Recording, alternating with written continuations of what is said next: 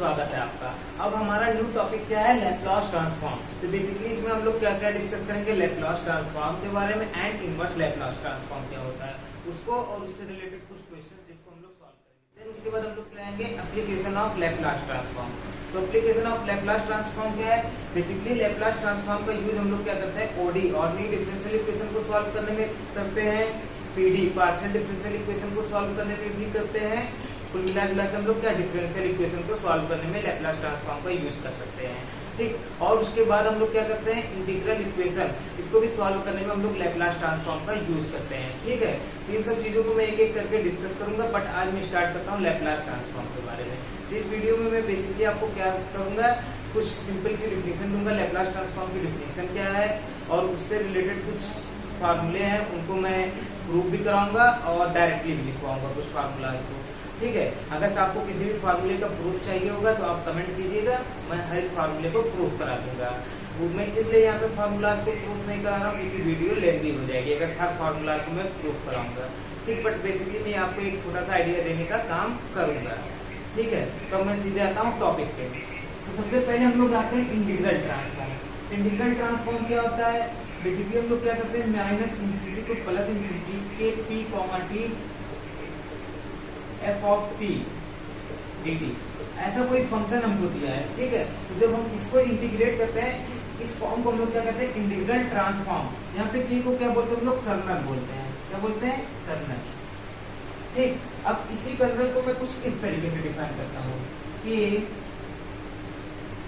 P comma T, और कुछ लोग इसी लैपलॉस ट्रांसफॉर्म को एस के टर्म में भी डिफाइन करते हैं। तो चलो मैं एस में लेके चलता हूँ पार्टिकुलर रूप से, तो के एस कॉमा टी हो जाएगा।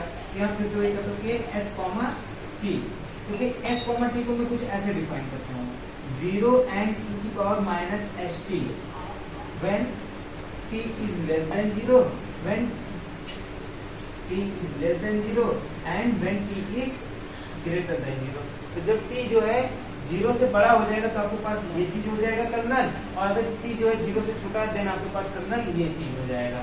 तो अगर अब आप इस इंटीग्रल ट्रांसफॉर्म को कन्वर्ट करना चाहो तो देखो ये कुछ ऐसा बनेगा ना, माइनस इंफिनिटी टू 0 ब्रेक करना चाहो कि एस कॉमा टी, मैं इस इंटीग्रल को ये कन्वर्ट कर रहा हूँ यहाँ पे, ठीक है, मतलब इसको स्प्लिट कर रहा हूँ इस इंटीग्रल को, F of T D T plus 0 to infinity k of s comma T D T, ठीक है। ये दो चीजें आपको दिख रही है। अब आप यहाँ पे आओगे कि जिस तरीके से मैंने डिफाइन किया है यहाँ पे, सॉरी पहले f of T D T, अब यहाँ पे आओगे कि कैसे मैंने यहाँ पे के एस कॉमा टी को डिफाइन किया है। तो के एस कॉमा टी जब 0 से छोटा हो रहा है, जब t 0 से छोटा हो रहा है, देन आपके पास ये वैल्यू क्या हो जा रही है, इसकी 0 हो जा रही है। यानी ये वाला जो आपके पास ये फर्स्ट पार्ट बचे ये क्या हो जाएगा, 0 हो जाएगा। अब आते हैं हम लोग सेकंड पार्ट पे। सेकंड हमारे पास क्या आएगा, तो के एस कॉमा टी किसमें बदल जाएगा, 0 to infinity integration e to the power minus S T F of T D T. तो मेरे ख्याल से आपको इतना समझ में आ गया होगा। तो अब आपके पास सिंपली यहाँ पे क्या आएगा, अगर इसको कम्प्लीटली आप यहाँ पे लिखना चाहो तो ये क्या हो जाएगा आपके पास कम्प्लीटली, देखो ये 0 to infinity ये इंटीग्रेशन की लिमिट हो गई, ये क्या हो जाएगा यहाँ पे e की power minus H T F of T D T.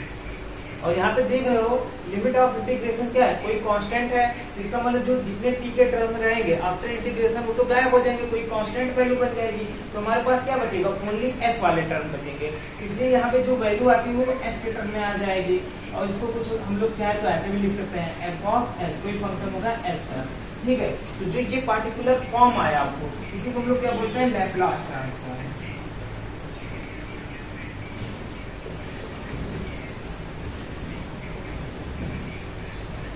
तो जो पार्टिकुलर फॉर्म आपको ये मिल गया, इसी को हम लोग क्या बोलते हैं, लैपलॉस ट्रांसफॉर्म। अब हम अलग अलग फंक्शन, अब यहाँ पे हम लोग क्या करेंगे, एफ ऑफ टी, अलग अलग फंक्शंस एफ ऑफ टी लेंगे और उनके लिए लैपलॉस ट्रांसफॉर्म निकालने का काम करेंगे। और एफ ऑफ टी के लिए कुछ कंडीशंस भी होती है, बट यहाँ पे जब आप क्वेश्चन सॉल्व करोगे तो नॉर्मली उसकी बहुत ज्यादा रिक्वायरमेंट नहीं होती है, ठीक है। तो उसको मैं अभी स्किप कर दे रहा हूँ, अगर आपको चाहिए होगा तो कमेंट कीजिएगा। अब मैं कुछ पर्टिकुलर टाइप के फार्मूलाज के ऊपर आपको लेके जाऊंगा लैप्लास ट्रांसफॉर्म के अंदर। उसको स्टार्ट करने से पहले मैं आपको बता देता हूँ वीडियो की लेंथ जो रहेगी 10 to 15 मिनट रहेगी। अगर आप लेक्चर्स में देखो तो बेसिकली 4 या 5 लेक्चर में आपका लगभग कम्प्लीटली लैप्लास ट्रांसफॉर्म हो जाएगा। ठीक है, तो अब मैं स्टार्ट करता हूँ फर्स्ट फार्मूला। यहाँ देखो अगर क्या आता है, अगर हम लोग एफ ऑफ टी को 1 ले लेते हैं, ठीक है, F of T equal to अगर हमने 1 लिया देन क्या होगा हमारे पास, तो सबसे पहली चीज ये क्या होगी 0 to infinity e to the power minus st, F of T की वैल्यू कितनी हो जाएगी 1 dt, यही होगा। ठीक, अब इसका हम लोग इसको ऐसे भी लिख सकते हैं 0 to infinity e to the power minus st dt। अब इसका इंटीग्रेशन जो आपके पास आएगा वो क्या आएगा e to the power minus st upon s और माइनस साइन आगे लग जाएगा। ठीक है, क्योंकि देखो e की पावर माइनस e की पावर 80 का जो इंटीग्रेशन होता है वो क्या होता है e की पावर 80 अपॉन a, तो इसका इंटीग्रेशन आपके पास यही हो जाएगा e की power minus st upon minus s और माइनस साइन मैंने ऊपर लिख दिया है। ठीक है, 0 to infinity, ठीक, माइनस साइन को हम बाहर रहने देते हैं। यहाँ पहले क्या करेंगे इंफिनिटी रखेंगे, तो क्या होगा e की power minus infinity upon s minus e की पावर 0 माइनस साइन के साथ s इंटू 0, यहाँ पे s बनेगा अपॉन s, ये बनेगा ना। ठीक है, देखो बेसिकली हम लोग डायरेक्ट इंफिनिटी को ऐसे रखते नहीं, हम लोग इंफिनिटी को टेंड करने का काम करते हैं, बट आपको समझाने के लिए मैं डायरेक्टली ऐसे लिख रहा हूँ। तो क्या हो जाएगा माइनस ये क्वांटिटी क्या हो जाएगी, ये क्वांटिटी आपके पास 0 की इक्वल हो जाएगी, तो 0 माइनस ये क्वांटिटी आपकी ये इतना क्या होगा ये 1 की इक्वल हो जाएगा और नीचे s है तो क्या हो जाएगा 1 upon s is equal to 1 upon s। ये आपके पास फर्स्ट फार्मूला आ गया आपके पास कि लैप्लास ट्रांसफॉर्म ऑफ। और बेसिकली अब मैं यहाँ पे चीज और आपको बता देता हूँ, बेसिकली जो एफ ऑफ टी है तो हम लोग ऑलवेज ऐसे नहीं लिखेंगे 0 to infinity इंटीग्रल करके, हम लोग नॉर्मली ऐसे लिखेंगे L of F of T Laplace transform. ये मतलब क्या कह रहा है, ये एफ ऑफ टी का लैप्लास ट्रांसफॉर्म हमको निकालना है। यहाँ पे एल ऑफ 1 की बात करेगा, L of 1 Laplace transform of 1 क्या आएगा, तो आप ऐसे करके आप यहाँ पे ऐसे करके सॉल्व कर रहे हो और सीधे सीधे आपके पास क्या आ गया फार्मूला आ गया कि लैप्लास ट्रांसफॉर्म ऑफ 1 क्या होता है s होता है, 1 अपॉन s होता है। ठीक, अब मैं आता हूँ सेकंड पे। अगर आप यहाँ पे एफ ऑफ टी को e to the power 80 ले लेते हो, ठीक है, मेरे ख्याल से आपको ये चीज समझ में आ गया होगा। अब मैं आता हूँ स्टूडेंट पे, अगर एफ ऑफ टी को e to the power 80 ले लेते हो then Laplace transform of e की पावर 80 क्या आएगा आपके पास। ठीक है, हमारा ये नेक्स्ट क्वेश्चन रहेगा। ठीक, तो हम लोग क्या करते हैं, हम लोग वही काम करेंगे, हमारे पास क्या है 0 to infinity इंटीग्रेशन करना है लैप्लास ट्रांसफॉर्म निकालने का मतलब, और यहाँ पे क्या करना होगा e की पावर माइनस st रहेगा और ये क्या है ये एफ ऑफ टी की इक्वल है, एफ ऑफ टी तो हमारे पास क्या हो गया e टू द पावर 80, तो यहाँ पे वही चीज हम लोग लिख देते हैं e to the power 80 dt। ठीक है, अब इसी को हम लोग लिखते हैं, ये क्या हो जाएगा 0 to infinity और यहाँ पे देखो क्या, अगर यहाँ पे देखो e की पावर में दोनों ने तो इसको ऐसे भी तो लिख सकते हैं e की power a minus st type का भी लिख सकते हैं ना, a माइनस st टाइप का। ये यहाँ पे माइनस को अगर हम कॉमन ले लेते हैं तो क्या हो जाएगा s माइनस 80 dt टाइप का, ऐसा भी बन सकता है ना। देखो हम लोग क्या किया, हम लोगों ने माइनस s को कॉमन ले लिया, माइनस t को कॉमन लिया, then क्या हो गया s माइनस a हो गया, t माइनस साइन के साथ s minus a into T हो गया। ठीक है, अब इसका इंटीग्रेशन क्या आएगा, वही चीज फिर से हमारे पास आएगा e to the power minus bracket के अंदर s minus a whole of T upon यहाँ पे भी माइनस साइन आगे लग जाएगा s माइनस a बन जाएगा। ठीक है, 0 to infinity। ठीक, अब देखो यहाँ पे प्रॉब्लम क्या आएगी, अगर देखो s की वैल्यू जो है a से छोटी होगी, if s is less than a, अगर s की वैल्यू a से छोटी होगी तो ये क्या होगा, ये भी नेगेटिव क्वांटिटी बनेगा और नेगेटिव नेगेटिव पॉजिटिव, और हमारे पास यहाँ पे t टेंड टू इंफिनिटी करेंगे तो हमारे पास ये क्वांटिटी डिफाइंड नहीं होगी। इसलिए ऑलवेज हम लोग क्या लेके चलेंगे कि लेट कर लेंगे कि s ग्रेटर देन a है, कि s की जो वैल्यू है वो a से बड़ी है। अगर s की वैल्यू a से बड़ी है तो ये क्या होगा, आपको भी नॉर्मली दिख जाएगा, माइनस साइन को बाहर लिख देता e की power minus s minus a into infinity, आप ऐसे मान लो normally upon s minus a, ये हो गया माइनस साइन के साथ e to the power minus bracket के अंदर s minus a into 0 upon s minus a, इसको भी आप ऐसे नॉर्मली मान लो।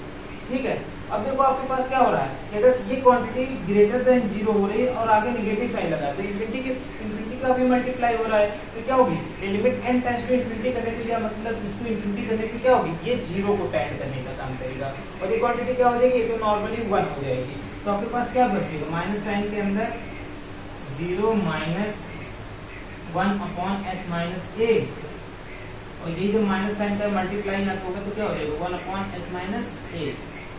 ठीक है, तो क्या हो गया, Laplace transform of e to the power at, Laplace transform of e to the power at का लैप्लास ट्रांसफॉर्म क्या आ जाएगा 1 अपॉन s माइनस a। तो मेरे ख्याल से आपको ये भी समझ में आ गया होगा, ये हमारा सेकंड फार्मूला आ गया, Laplace transform e to the power at का क्या है 1 अपॉन s माइनस a। ठीक, तो कुल मिला के हम लोग ऐसे ही करके फार्मूलाज को निकालते हैं, लैप्लास ट्रांसफॉर्म से रिलेटेड जितने भी फार्मूलाज होते हैं। अब मैं आता हूँ फार्मूलाज के ऊपर, लैप्लास ट्रांसफॉर्म से रिलेटेड जितने फार्मूलाज हमको पढ़ने हैं या जितने फार्मूलाज से हमारे क्वेश्चन सॉल्व हो जाएंगे, ठीक है, तो उन फार्मूलाज को हम लोग लिख लेते हैं और उनको लर्न करने का काम करते हैं। कुल मिला के लैप्लास ट्रांसफॉर्म से रिलेटेड आपको 8 फार्मूलाज पढ़ने रहते हैं, ठीक है, बट बेसिकली मैंने यहाँ पे 7 फार्मूलाज लिखे हैं, 7 फंक्शंस लिखे हैं। इन 7 का अगर लैप्लास ट्रांसफॉर्म आपको पता है तो आप लैप्लास ट्रांसफॉर्म से रिलेटेड लगभग सारे क्वेश्चन सॉल्व कर लोगे। ठीक है, तो बेसिकली मैंने 7 फंक्शंस लिखा है लैप्लास ट्रांसफॉर्म से रिलेटेड। अगर इनका लैप्लास ट्रांसफॉर्म आपको पता है तो इनसे आप लैप्लास ट्रांसफॉर्म से रिलेटेड जितने भी क्वेश्चंस पढ़ते हैं आप उनको सॉल्व कर लेते हो। तो सबसे पहले आते हैं हम लोग फंक्शन नंबर 1 पे। तो देखो क्या हुआ, 1 का लैप्लास ट्रांसफॉर्म मैंने नॉर्मली आपको बताया था क्या हुआ था 1 अपॉन s हुआ था। फिर उसके बाद t की पावर n, देखो t की पावर n होगा तो इसका लैप्लास ट्रांसफॉर्म जनरली आप जानो क्या होगा, gamma n plus 1 upon s की पावर n प्लस 1। देखो पहली चीज यहाँ पे क्या है कि s क्या होनी चाहिए, ग्रेटर देन 0 होनी चाहिए, क्योंकि ये डिनोमिनेटर में आ रहा है तो सबसे पहली चीज तो s ग्रेटर देन 0 होनी चाहिए। और दूसरा चीज हम यहाँ पे देखो इसके 2 केस बनते हैं, इसीलिए मैंने बोला कि बेसिकली आप अगर 7 को जान लो, इसको जान लो तो आपका काम बन जाएगा। ठीक है, और इसी से हमने 8 फार्मूला बनाए थे। अगर n इंटीजर हो जाता है, अगर ये n आपका जो है ये इंटीजर होता है, ठीक है, अगर ये n आपका इंटीजर होता है, देन आपके पास ये क्या हो जाएगा n फैक्टोरियल अपॉन s की पावर n प्लस 1। ये नॉर्मली आप जानते ही होंगे, गामा n जो होता है वो n माइनस 1 फैक्टोरियल के इक्वल होता है। ठीक है, वहां से हमने ये लिख दिया कि गामा n प्लस 1 क्या हो जाएगा n फैक्टोरियल के इक्वल हो जाएगा। इफ अगर से n मतलब क्या होता है इंटीजर नहीं है, n इंटीजर नहीं है, ठीक है, और यहाँ पे देखो n की वैल्यू क्या होगी, बेसिकली जो फैक्टोरियल डिफाइंड होता है वो किसके लिए होता है, गामा के अंदर जो फंक्शन वैल्यू है वो क्या होनी चाहिए, ग्रेटर देन 0 होनी चाहिए। यहाँ पे ये क्या होगा n ग्रेटर देन 0। ठीक है, जो आपके पास फैक्टोरियल रहेगा वो आपके पास क्या होना चाहिए, यहाँ पे n फैक्टोरियल हो जाएगा और ये ग्रेटर देन 0 रहेगा। अब सेकंड आते हैं कि अगर ये मतलब कि इंटीजर नहीं बन रहा हो, ठीक है, तो नॉर्मली इसको क्या लिखेंगे gamma n plus 1 upon s की पावर n प्लस 1 यही रहने देंगे। बट यहाँ पे यही एक चीज है कि n जो होगा वो ग्रेटर देन -1 होगा, क्योंकि इसके अंदर नेगेटिव क्वांटिटी नहीं है, बस इतना ही आपके पास कंडीशन है। अब आते हैं थर्ड, इसका भी मैंने प्रूफ कराया था e की पावर at का। e की पावर at का क्या आ जाएगा 1 upon s minus a Laplace transform. और यहाँ पे क्या होगा condition s is greater than a। मेरे ख्याल से आपको ये भी समझ में आ रहा होगा, ये 1 हो गया, ये 2 हो गया, ये 3 हो गया, और 2 के 2 सब केसेस बने और दोनों मैंने आपको बता दिए। ठीक है, अब आते हैं फोर्थ पे, Laplace transform of sine at।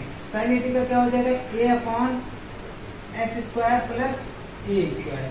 यहाँ पे नॉर्मली आपको क्या करना है s ग्रेटर देन 0 होना चाहिए। अब फिफ्थ पे आते हैं cos at। cos at का क्या हो जाएगा s upon s square plus a square. यहाँ भी वही कंडीशन है s इज ग्रेटर देन 0। ठीक है, क्योंकि यहाँ पे देखो हम ये देखो ये कोई रियल नंबर होगा, ये ऑलवेज पॉजिटिव क्वांटिटी देगा स्क्वायर, और ये भी कभी भी 0 के इक्वल नहीं होगा, बस सिर्फ इतनी कंडीशन है कि 0 से बड़ा होना चाहिए। अब 6 पे आ जाते हैं हम लोग, साइन हाइपरबोलिक। साइन हाइपरबोलिक का लैप्लास ट्रांसफॉर्म क्या होगा a upon s square minus a square. ठीक है, यहाँ पे देखो क्या है, अगर s स्क्वायर की वैल्यू a स्क्वायर की इक्वल हो जाएगी तो आपके पास क्या हो जाएगा क्वांटिटी आपका, ये 0 की इक्वल हो जाएगा ना, तो बस सिर्फ हमको यही लिखना है कि ये 0 की इक्वल ना हो, तो s क्या हो जाएगा s is greater than mod of a। Mod of a से s क्या होगा ग्रेटर देन होगा। ठीक है, अब 7th नंबर पे आ जाते हैं हम लोग, क्या हो जाएगा cos हाइपरबोलिक 80। cos हाइपरबोलिक 80 का क्या हो जाएगा s upon s square minus a square. यहाँ भी वही चीज होगा s is greater than mod of a। ये आपके कुल लैप्लास ट्रांसफॉर्म में कितने फॉर्मूलेज हुए 7, और अगर आप ले सकते हो नॉर्मली इंटीजर को लेके तो आपके पास 8 फार्मूला हुए। अगर ये 8 आपको लगना है तो आप लैप्लास ट्रांसफॉर्म से रिलेटेड जितने भी क्वेश्चन बन रहे हैं सबको सॉल्व कर लोगे आप, कोई दिक्कत नहीं आएगी। ठीक है दोस्तों, तो आज की वीडियो में बस इतना ही करते हैं। कुछ थ्योरम्स भी बचे थे लैप्लास ट्रांसफॉर्म से रिलेटेड, उसको मैं नेक्स्ट वीडियो में डिस्कस करूंगा, और फिर उसके बाद कुछ क्वेश्चंस होंगे लैप्लास ट्रांसफॉर्म से रिलेटेड, उसको भी नेक्स्ट वीडियो में मैं डिस्कस करूंगा। तो थैंक यू दोस्तों, जय हिंद, वंदे मातरम।